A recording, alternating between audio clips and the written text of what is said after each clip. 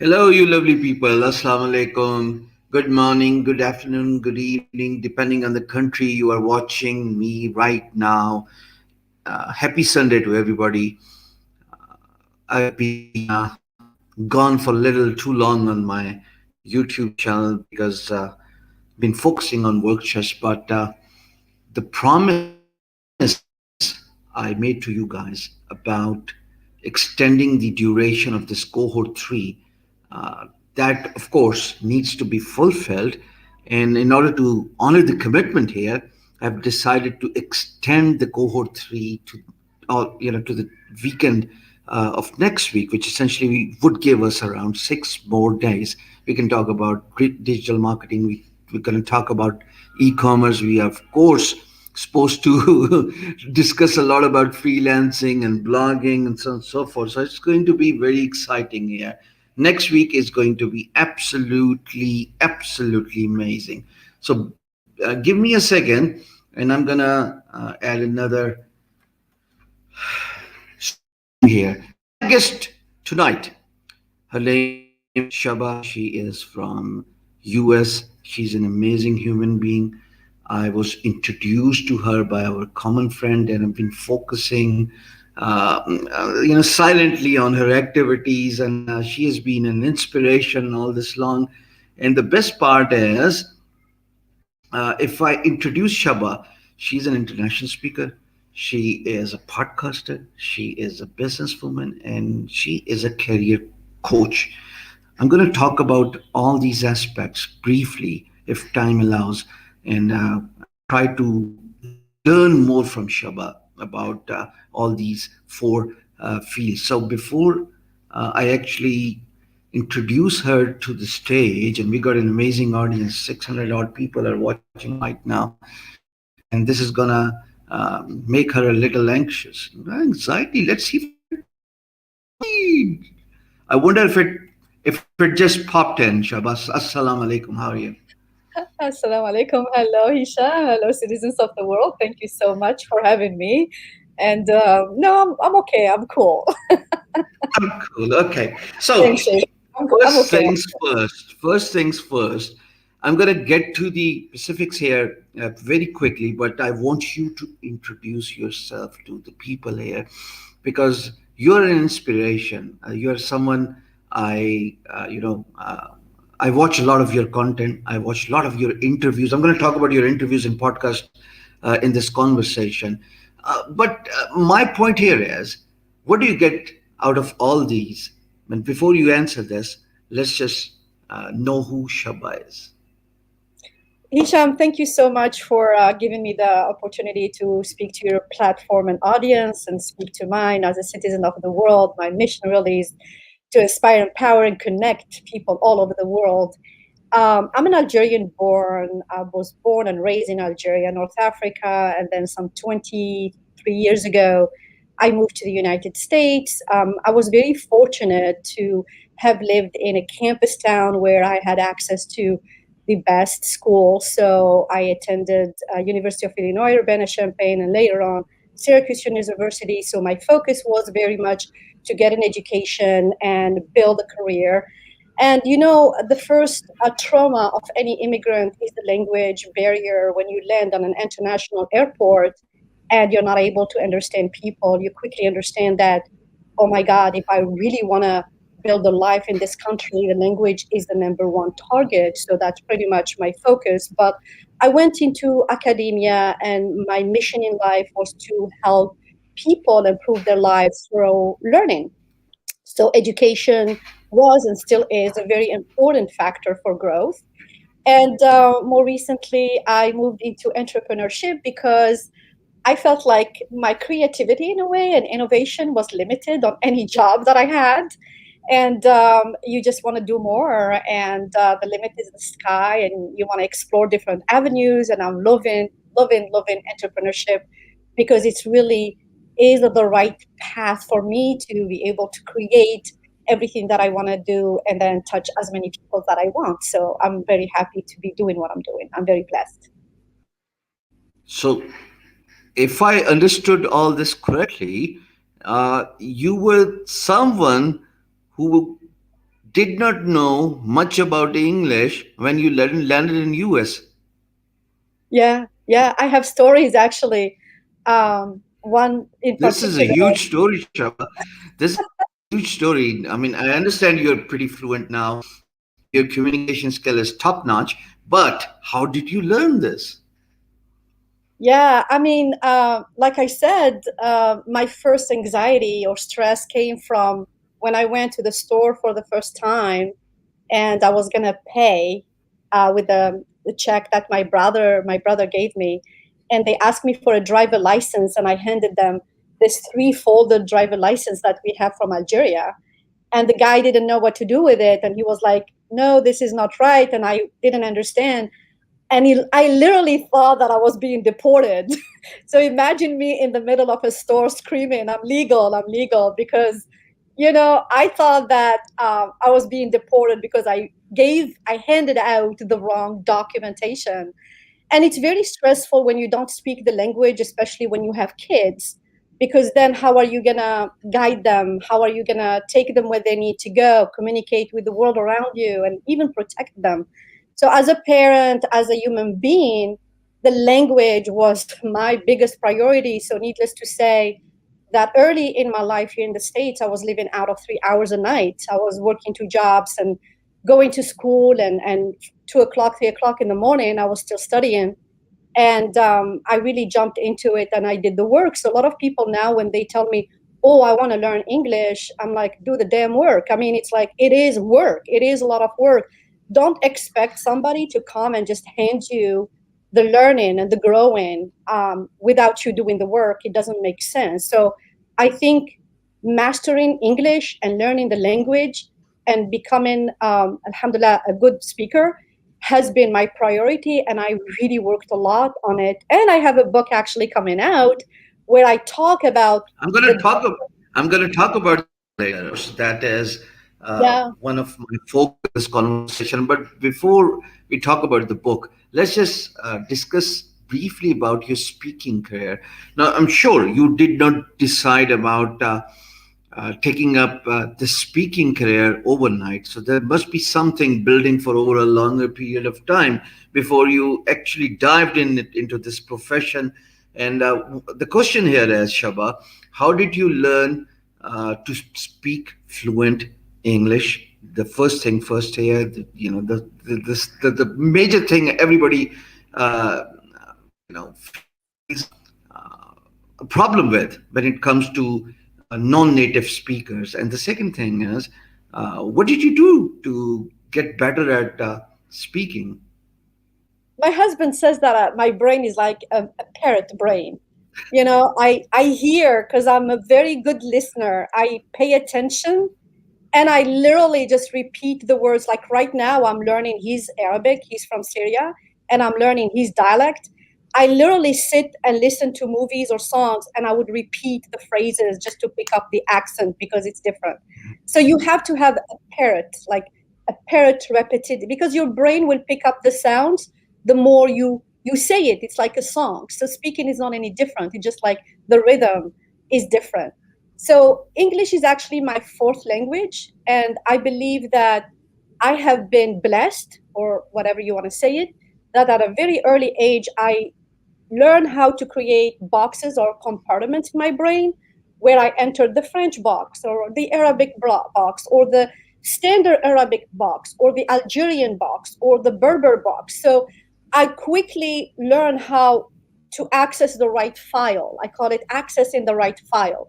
It's like your computer, you have a folder for freelancing, you have a folder for digital marketing, you have a folder. So languages are not any different. It's just a folder you create with the grammar, the vocab, all the knowledge of it, and the pronunciation, and you create a folder, and then you go to that folder where you're like, okay, I need to speak in such language. A lot of people actually ask me, in what language do you dream? And honestly, you will dream in the language that you use the most. So for me now, it's actually English. I literally dream in English because it's a language that I use the most. And then, of course, the power of interviews. These conversations really help people improve their listening and their speaking. And communication, a good communicator is not just about what comes out of their mouth, but it's also what the input they take in. So all of these are really important. And no, I didn't wake up one morning and say I want to be a speaker. It's something that I had actually developed from the time that I was in Algeria in high school. I used to do public speaking in small crowds in high school and in different events. I used to do that. And then when I came to, and then of course I was a teacher in Algeria. I was a teacher in high school. And when I came to the States, for me, speaking is who I am. I am a speaker. And I believe that speakers speak. For you to become a good speaker, you have to speak, period. And then as you do, even if you're not the perfect speaker at the beginning, just jump in it and express yourself and develop a structure or a methodology of speaking. And as a John Maxwell speaker and as a researcher, a presenter at national and international conferences when I was in academia. So all of this, lecturer, professor, so all of every single job that I've had, every single opportunity that I took in my career had a huge component of speaking, whether it was academic speaking or non academic speaking. But speaking has been part of my life probably since I was 2 years old, and I never stopped. Perhaps that was not speaking, that was debating. And that's how the career jump started. But if you hear me Oh, out for a second, I want to get some takeaways here about the speaking ability. So I understand you get better at it. More you practice, you get better at it. So that's given. The question I would like to ask here is, Shaba, what were the specific things you did to not get better at pronunciation, to equip yourself with better vocabulary, better selection of words? How did this all fall in place? well, I taught French because I have a master's in French studies. I taught So, French at so colleges and that universities would be the all second over. language, right? Yeah, and I taught also Arabic, and I found it interesting that even like people, American or not Americans, like native speakers of English or others, have hard time producing certain sounds that are not phonetically built within their core. And so what happened, for instance, the kha, it is are sounds that are so difficult. So similarly, there are some sounds in English that are very hard to pronounce for instance, Arab, speakers. For instance, the P. P is a letter that is so hard for them to say, and they always say, B instead of P. So when you have these anomalies in a way, you have to, again, it's work. You need to develop your hearing and you need to register the sound and then repeat pronunciation. And ideally, if you have somebody who can actually do like a check mark for you, like as an accountability partner, and say, no, you're not saying the sound. Say it again. Say it again. And so this is very important. I think pronunciation and orally, to speak language other than writing it, because the grammar is easy to understand, but really when you come to phonetics, it's very hard because you have components that impact the brain. And the key is really to forget what you learn about a language, your own, and start learning what is how the language is produced and pronounced. But if you remain connected to the sounds and you're not disconnecting from that to learn a new sounds, you will take the new language and put it in the mold of your own language. And I think the failure of a lot of people to switch is the inability to detach themselves from their own language. Yeah. Luckily for me, my language of origin are 3 4 different languages. So I am not attached to French, I'm not attached to Arabic, I'm not attached to Berber, because they're all part of how I communicate. So when I learned English, it was easy for me to say, let me just put these aside and learn this other language the way I did with, number 2 and number 3. So I don't know if it is an easy way to really answer this question other than It detach makes yourself sense. from, yeah, It makes detach and relearn. right. It makes sense. before I talk about your interviews, how did you get into host mode? One last question, just out of curiosity, Shaba, how did you work on your accent? And the reason why I'm emphasizing so much on communication skill is because all the audience who are watching us right now, there's a good chance most of them are either students or they're struggling at internet-based business, be it freelancing, blogging, or any other internet-based business they're doing. So communication stays at the forefront of anything, and unless and until you have a good command on your communication skills, you struggle. And lots of South Asians who are watching us right now on YouTube and other social media platforms, um, we generally struggle at communication skill and predominantly with the accent. So how did you work on your accent? First of all, Hisham, with your permission, I would like to change the terminology from struggle to exciting to challenges. I like to overcome the idea of nervousness of speaking to excitement of speaking. So once you start already changing your mindset about how you see what you're about to do and what you're committing and you're engaging into, already your aura changes. So I like to think of it as it wasn't challenging to learn a new accent. It was exciting. It was something that I wanted to master because it would allow me to grow and communicate better. So for me, accent is like literally hear the sound and repeat, and then develop different ways of saying things. Like for instance, in Arabic we have ra, right? Rabbi, okay. But in French we have the ra is r, re, okay. And then you come to English, it's the r. So the r, you have to roll your tongue. You know how long I worked to develop that r, regard, whatever, and it was really understanding the technicality of it. Oh, ra in Arabic requires this type of rolling of the tongue. Re requires that the sound comes from a deeper throat, it does not involve the tongue. R requires that you open your mouth in a certain way and then you have a different rolling of the tongue. Understanding how your physiology of the mouth and the tongue and the throat come together to produce the right sound is what makes an accent perfection, near perfection. And then the other So thing, Hisham, and I told you about how I am like a parrot. I'm not even kidding. Like if I am around British people, I pick up the British accent and I start speaking like them without even realizing it. If I am around Egyptians, I pick up the Egyptian dialect, like in Arabic, and so on and so forth. So I don't understand that about me because I am told, like, why are you speaking in British accent? And I'm like, huh, because I just came from London. What do you think? And I do that instantly without even thinking about it. And I have actually sometimes to step back because, like, my kids, they would tell me something like, "Oh, mom, you think you are a Harry Potter movie or something?" And I'm like, "Oh yeah, why am I speaking in the British accent?" So I do that in a very unconscious way, subconsciously, I would say.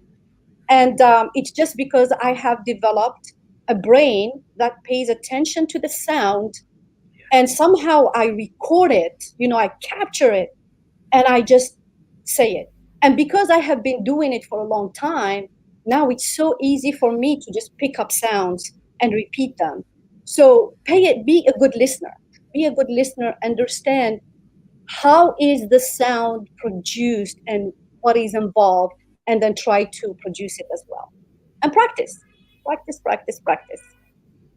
right, and it makes sense. I mean, you have to be silent enough to listen, and once you listen, you add new vocabulary in your conversation, and then you also try to learn the accent, and of course, you get better at it by practicing it more and more. So, absolutely, a great explanation, and I hope the students watching this stream now understand the importance of communication communication skills. Before I talk about your interview profession, Warren Buffett, one of the most profound investors, one of the top 10 richest people in the world, he was once asked about one advice he could give to the younger people. And Warren Buffett said, if there's one advice I could give to the younger people is work on your oral and written communication. Because by communicating effectively, you are able to convey your point of view across, and at the same time, be it business, be it your job, or if you're a student, or if you are into a private relationship, communication is the key. So great explanation, Shaba. Now let's just talk about your interviews profession. What excited you to do this, and what do you get out of this? uh, I'm sure, I mean, in my case, if I talk about me, usually I invite guests on my shows who probably have done something amazing with in freelancing field or in digital marketing or completely related businesses. But in your case, and then it makes sense because I want to introduce those high achievers to the other audience, to the audience, so that not only they get excited to pick up this as a career, but also sort of like get inspired and do it. But in your case, what is the inspiration? Why would you do it? I mean, do you get paid for doing the interviews? Thank you. This is really a cool question because I really jumped into interviewing because it was COVID-19, and it's like everything froze, and I started getting invited to speak to different people. And then that actually led to me thinking, I think I should do it because, I love conversing with people. And I've been in the business of interviews for on my entire like career. I interview people for a living. And then when I got into this entrepreneurship, I'm like, that is interesting. I want to learn more about entrepreneurship. So it started with just a focus on what is entrepreneurship and how entrepreneurs, their journey, their failures, successes, whatever you want to call it. So I got into it that way. And then, of course, it broadened a little bit more because I had other people who were interested in coming on my show, and I didn't want to say no. So it became like health wealth relationships. So these are the topics that I like to talk about. So it wasn't thought through. I didn't come into this whole interviewing with a set mind, clear vision of what I wanted to do. And that's actually beautiful because it evolved in a very organic way. And I love that. That's why I shared with you prior to this meeting that I like to have this approach of very authentic, very organic. I don't like to prepare. I want to learn through conversing, conversation as a learning tool. And I get really excited and curious about every single guest that comes on my show because I don't know much about them. And when they sit here, I just listen and I pay attention and I connect with their hearts. And that's how the questions come up. So, in connecting and speaking with other podcasters, everybody's like, oh, yeah, I put 5 hours, preparing and this and that. And I invited my brother Rizwan Rashid, who calls me his sister from another mother. I think that's really sweet of him. I invited him, and one time he asked me, he's like, "What are you doing with all these interviews?" And I'm like, "Well, I'm learning and enjoying." And he's like, "Well, you come from academia and you have that, publication mindset. Why don't you get a book out of it?" So that's when I started really looking at the content and say, "What have I learned?" And these interviews were amazing because one, I didn't interview the general public. It was more of what I call elites. Elites are people who have an authority, an expertise, a place in the world in a way that people listen to them and are influenced by their views. So I chose to interview elites specifically of certain topic, entrepreneurship or publication or whatever it is, or podcasting, CEOs, and so on. So I knew that I wanted to do elites because I want to learn from people who are one step ahead of me. That was the idea. Let me talk to people who are one step ahead of me, who can give me some advice. And it was for me to become the student, but also to serve my audience because everybody had the same questions. And my questions were the audience questions as well. So it's like, how can I bring that? And the payoffs were amazing. So no, I don't get paid for my show, and I don't need it to be paid for. It just like what I'm learning from it, that I'm turning into a book, the the power of the elite interviews, my 7 payoffs, how you can use these interviews to become a better speaker, a better listener, build an audience, grow your business.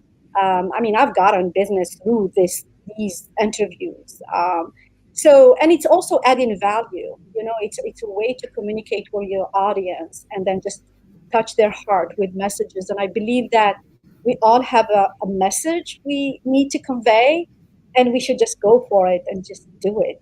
Because somebody somewhere somehow is waiting for each one of us, and each one of us has a story that touches other people.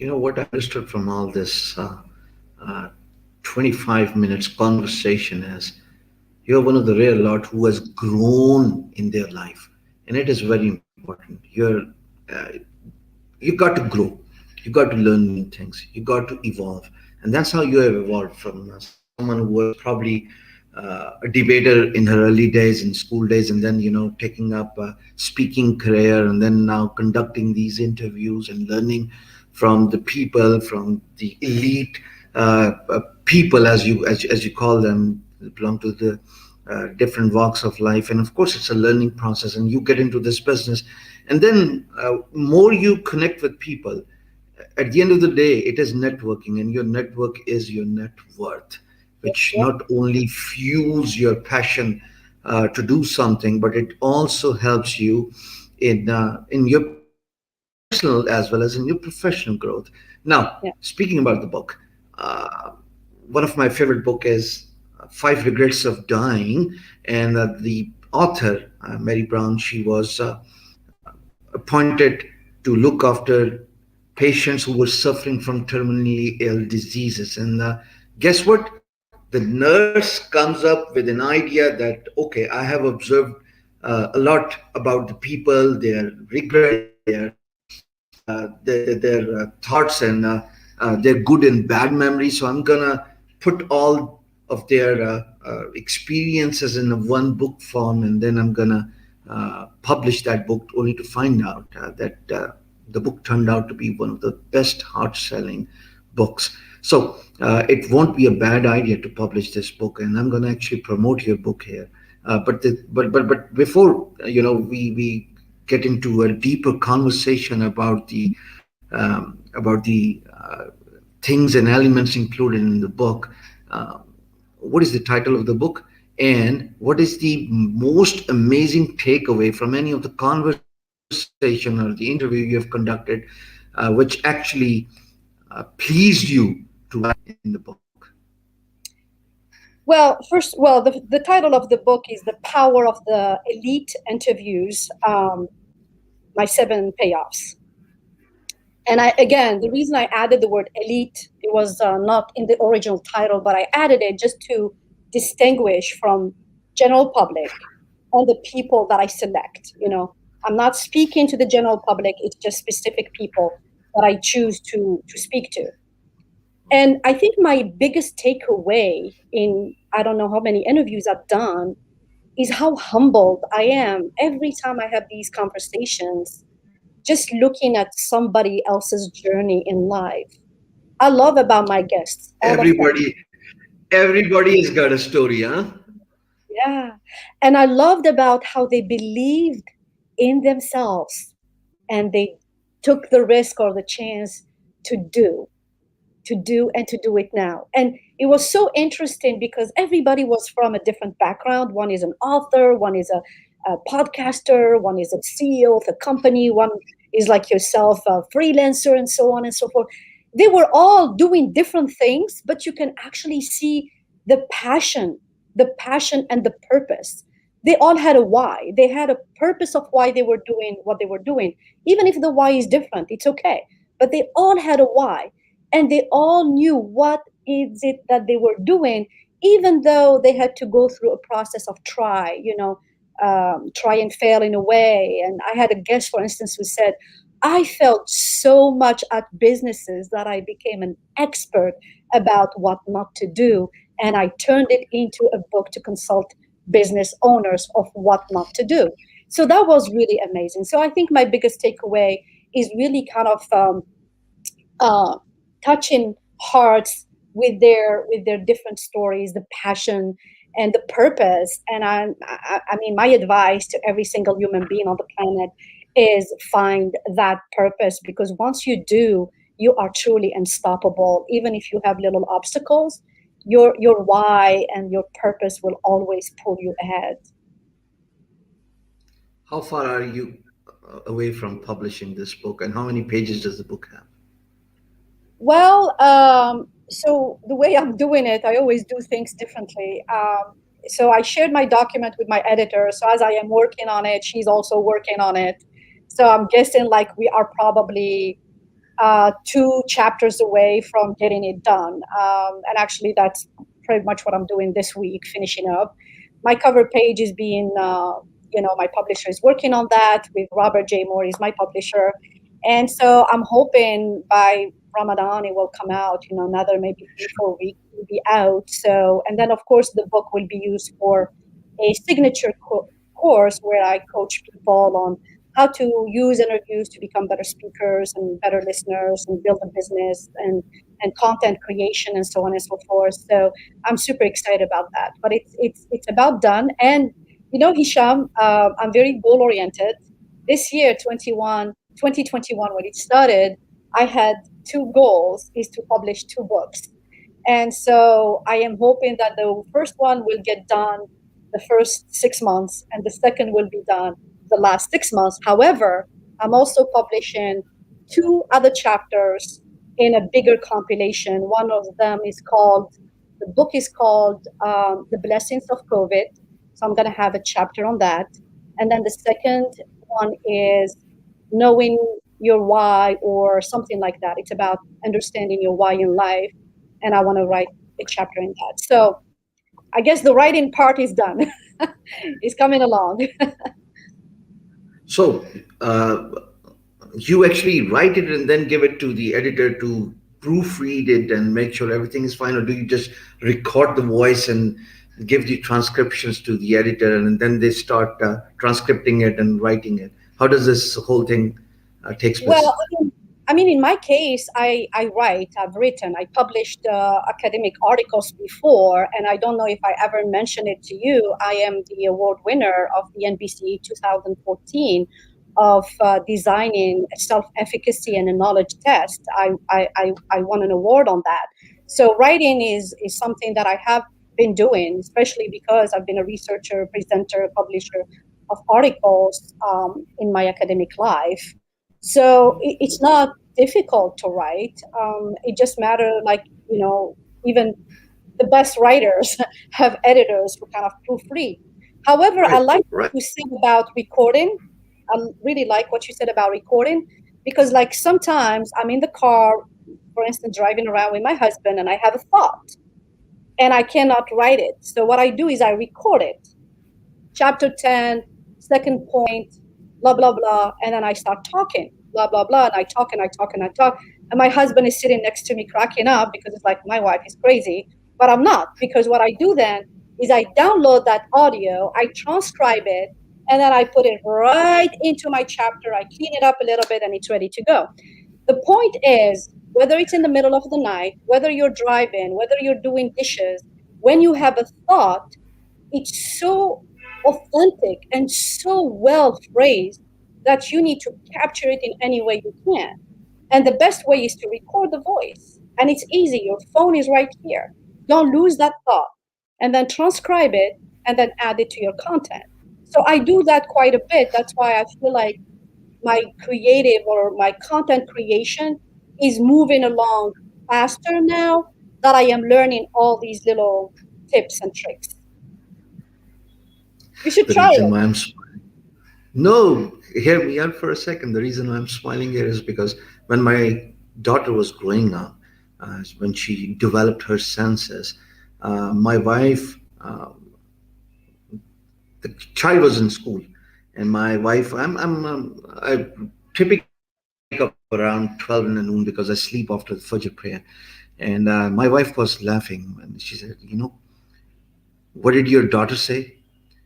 She has complained to me about you that you need to take our father to the doctor because uh, sometimes he just wakes up in the middle of the night and starts recording something on his mobile phone, and that there's something wrong with dad, and we need to see a psychologist here. And then my wife told myself that this is how creative people work. Yeah. Creativity can just arrive at any point of time. If you are driving, if you are jogging, if you are working out, if you are sleeping, or you're in bed, or you're with guests, or you are uh, any it could just arrive at any point of time, and you've got to be well prepared to record it. So that's how I do actually. And if I'm driving, and if a thought comes in, I would pick my phone, I'll turn on the cam, and I'll just record that video. And then when I get back in office, I would start typing it, and that is how I have written lots of my blog posts. So Shaba, give me a second and let me do the honors of sharing the Instagram here. So folks, Shaba Shams is on Instagram, and that is where you can follow her. She already has 823 followers. Let's just build her followers here. You can clearly see I'm following her, and I'm actually looking forward to that book, actually a signed book. And let's see how we can get that when the book is published. But she is an amazing speaker, someone you could watch, hours after hours and listen to her conversation on Clubhouse. By the way, she's on Clubhouse as well. So what happened was I installed the app Clubhouse and find out that Shaba is following me, and I was trying to understand how the app works, and I followed her back, and then I only, accidentally I found out that I joined her room, and took me 30 minutes to get out of the room, because she's an amazing speaker, and she knows how to engage you. She knows the art Yeah, of public I, speaking. I tricked you that day. I saw you come in the room. I'm like, Absolutely, hi, absolutely. I brother. had no, I had no idea. You got me there. So I Yeah, installed Clubhouse, and then I was trying to get a sense of how the app works, and yeah, somehow I bumped into your conversation, your room, and I joined the room, and the rest is history. And it was an amazing experience. As a matter of fact, Shaba, I actually want to scale up my presence, grow my presence on Clubhouse, because it's an amazing tool. The best part about these voice conversations, or even the podcast, you do a lot of podcasts. You don't have to appear on the cam, and while you're lying on a bed or you're yeah. driving, you can, yeah, No, which no makes hair a and lot of makeup. sense. Yeah, yeah, no hair, no makeup. Absolutely. Yeah, absolutely. So, folks, this is Shaba Shams, and you can follow her on Instagram. All you need to do is search for her account and follow her. So, Shaba, uh, taking you back on the screen. Can I, What? my brother, can I quickly acknowledge somebody in the room here, Mirza Ali? He says, we have shared stages together. You're amazing. Ali, Thank you, Ali brother. is an amazing guy. Yeah, Ali I is an follow him a amazing. lot. Yeah, I join his rooms a lot, and he always, same thing. He always brings me in, and I talk, and I appreciate that, Mirza, so much. So thank you for popping in. Sorry, I didn't mean to take the show over, but it's just No, like, Ali is actually a hustler. I mean, he always encourages everybody. So we had this lockdown, smart lockdown, exercised in last Ramadan, and I, Ali, and lots of common friends used to do live sessions all through the night. So in US it was the day, and in Pakistan it was the night. And as a matter of fact, I'm planning to do it again. And this time around, of course, uh, you'll join the conversations as well. It's going to oh be yeah, I would love interesting. to. Yeah, I would love Absolutely, to. absolutely, Yeah, absolutely. So absolutely. follow Shaba on Instagram, and we as a matter of fact, she's on Facebook as well. So you can follow her on Facebook as well. You can search her account on Facebook, and she's on YouTube as well. I have given the description of her YouTube account as well as her Instagram account in the description of this video. If you're on YouTube, if you're on Being Guru business page, not sure about the other pages, but I will, make sure that I edit all the links later once we are done with this. One last advice, Shaba. It was an amazing conversation. Really learned a lot from you. Thank you. Thank you for having me. What is one advice you would like to give to the younger people there? Well, I do some work with younger people. I have actually a virtual daughter. Her name is Rahin Fatima. And of course, I connect with other youngsters. I like to think that I have something to offer them. And I am always appreciative when we have youngers who are willing to listen to us like the seniors, right? Because it's not common for youngers to really learn. They like to learn from their peers, as a kind of research shows. So when I see that there are younger generations who value what we have to offer, I'm always, very grateful for that. I know my kids, they don't. So um, one of the work that I'm doing with Raheen Fatima is having conversations called speaking to your younger self, my younger me. And this platform, we're looking into how we can evolve it and develop it into creating a bridge and a conversation between, millennials, Generation Z, and the older ones like the baby boomer, Generation X, such as myself. A very important bridge to build, because we do not want to discontinue the conversation because we're out of touch, and they do not want to lose our wisdom or advice or whatever it is because we are not trying to build those bridges. So that's a very important one. Number two, looking back at my life, I grew up as someone who always took risks, and I call myself like a black sheep of my society and community. I have been always very courageous, and I dare to try things, which got me in trouble back then. But looking back, I'm blessed and so grateful that I had, because really it built my confidence, and I kind of became more aware of who I am, and what I can accomplish, and I took risks in my life. In other words, I don't wait for people to bring me things. I like to make my life happen. So my advice to these younger generation who are actually our future is really, please do not dismiss us. Our experiences and our successes and failures can be a good learning tool for you, but you also need to put your own breath in it, your own personality in it. So never shy away from taking all these learnings and see how you can fit it with yourself, and how you can contribute also to the world with your own self and your own being. And and we're all here to create harmony and love, and I believe in all that stuff. uh, so loving oneself and loving other, I think it's the essence of our creation. And this is my advice. And thank you so much, Hisham, for having me. You know what? You know what? Well, I do not do it. And this is the first time I'm actually feeling inclined to say this.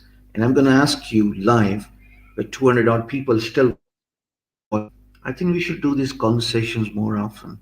Perhaps we could set aside a specific time to do it, and we can come up with a healthy discussion on different topics, perhaps once a month, depending on your schedule. Maybe oh this yeah, is something we should do regularly, sometimes on my platform, sometimes on yours. So I'm going to talk about, I will discuss this with you, of course, after this yeah. live video. And let's just do it, Shaba. Let's just do it. Because I feel you have a lot to offer to this generation, to the internet users. And I really love the world, citizens of the world. So here is someone who's open minded, who understands the importance of internet and internet related opportunities, and understands that geographical boundaries are perhaps getting a thing of the past. So uh, it was an amazing conversation. Thank you for enlightening us with today's topic, and I really look forward to the book. And then we're gonna have another live session when the book is out, and of course we'll request people to buy the book, depending if you are shipping to Pakistan or India, There will be, because that's there where will the be, yeah. there would be a digital format. Right. There would be Yeah, a digital it would format. be digital So, format. really, really looking forward to that. Shaba, thank you for your time. And Thank you. I'm going to touch base with you and sort out the platform for our conversations here. Thank, I'm so inclined to do it. I think it would make a lot of difference in people's life. thank you. Okay. Thank you very much. And I'm going to go to the closing now. Shaba Shams, an amazing speaker, lives in US now. She's an author now, conducts live interviews on her Facebook. She's also a podcaster. I, s- again, such connections are usually made by Rehan Alawala. So, therefore, you got to give credit to Rehan Bhai for introducing these amazing people. Uh, and it's a lot of learning for everybody. Shaba and so much, she had so much to share that people like her should be given more chances to appear in a live conversation so we can learn more from them. With this, I hope you learned from this session, and I'll be back with another video. Thank you very much. Bye for now.